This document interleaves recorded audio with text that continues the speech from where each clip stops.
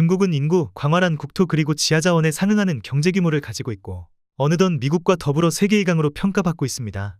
이러한 분위기는 필연적으로 애국주의가 만연해지는 것이 당연한 현상입니다. 특히 일당체제에서는 언론을 통해 더욱더 애국주의를 강조하는 경향이 있기 때문에 현 중국의 젊은 층의 애국주의 열풍은 부작용이 우려될 만큼 광풍이 불고 있다고 합니다.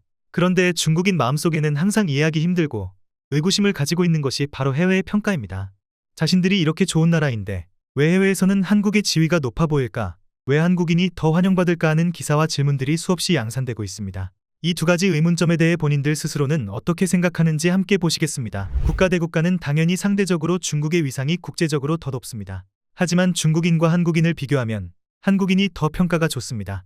미국이나 일본은 물론이고 인도, 태국 등 동남아에서도 한국인이 더욱 환영을 받고 있습니다.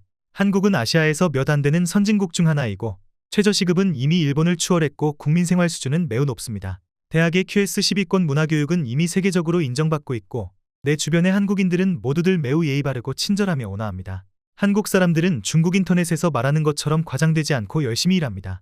유럽 국가에서는 일반적으로 한국인 자체에 대한 특별한 인상은 없고 K-팝이나 김치 정도를 알고 있지만 우리에 대한 좋지 않은 평가는 넘쳐나고 심한 경우 길을 가다가 현지인에게 맞을 가능성도 매우 높습니다. 유럽인들은 뼛속까지 우리를 낮춰보는데 그 이유가 비교적 많습니다.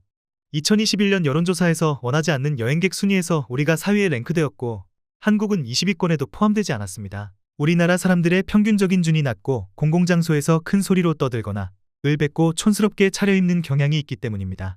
실제 외국에서 알려진 사례를 언급하면 캐나다 여행 중 버스 기사가 우리나라 관광객이 버스의 커튼으로 입을 닦는다는 말을 한 적도 있고 이집트 신전에 여기까지 다녀오다고 낙서를 한 것도 어느 나라 사람인지 다 아실 겁니다. 일본 도쿄에서는 4월쯤이면 촌스러운 옷차림으로 벚꽃나무에 올라가 이를 드러내고 발을 동동 구르는 중년 부녀자들을 심심찮게 볼 수 있습니다.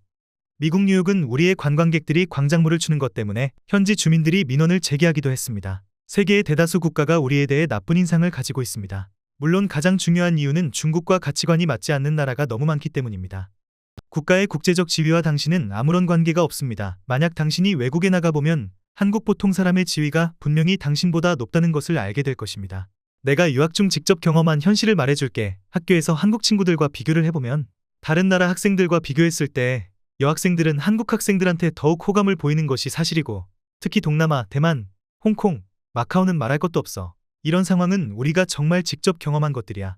한국의 한류 문화와 일반적인 경제 수준에 대한 그들의 인식과 한국 문화 때문에 형성되어 있는 한국의 이미지는 우리하고 사실상 많은 거리가 있어. 어떤 지위를 말하는 건가요? 국제적 영향력을 말하는 거라면 중국의 영향력은 당연히 한국보다 클 것이고 경제 수준을 기준으로 한다면 한국이 우리보다 나을 것입니다.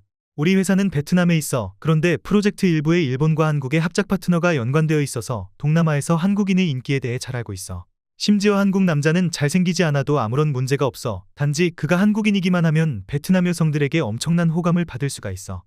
실제로 한국이 위상이 더 높다고 생각합니다. 우리가 한국보다 강대국이긴 하지만 사람만 놓고 말한다면 한국인은 해외에서 존중을 받고 있습니다.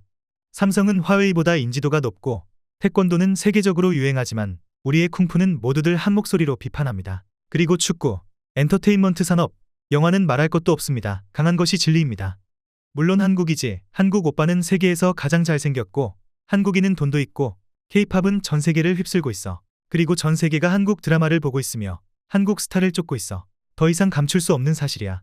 비교하지 마. 중국의 지위가 높다고 한들 그게 우리 같은 일반인하고 아무런 상관도 없다. 우리 같은 일반인들의 소득은 선진국의 10% 정도나 될까? 소득 수준은 이해한다고 하더라도 사람으로서 누려야 할 아무런 권리도 없다. 사기업에서 초과 근무 수당도 야근 수당도 없다. 한마디로 국가의 지위가 높던지 아니던지 우리랑 아무런 상관도 없다. 중국 문화가 사랑받는다고 해서 우리를 좋아하는 것은 아닙니다. 우리의 정치체제 때문에 오랫동안 국제무대에서 받아들여지지 않았고 게다가 우리나라 사람들의 많은 수가 명화되지 않고 준이 낮기 때문에 많은 서방 국가들은 우리에 대한 인상이 좋지 않은 것은 사실입니다. 주로 북미, 호주, 서유럽과 같은 나라들이 대표적입니다. 그렇다면 어떤 나라가 우리를 매우 좋아할까요? 그것은 아마도 아프리카 대륙의 사람들일 것입니다. 물론 좋아하는 이유는 말할 필요도 없습니다. 다음으로 우리에게 호감을 가지는 지역은 동남아시아입니다. 오래전부터 중국인들이 대거 동남아로 이주했기 때문입니다. 준비한 영상은 여기까지입니다. 시청해주셔서 고맙습니다. 구독과 좋아요는 저에게 큰 힘이 됩니다.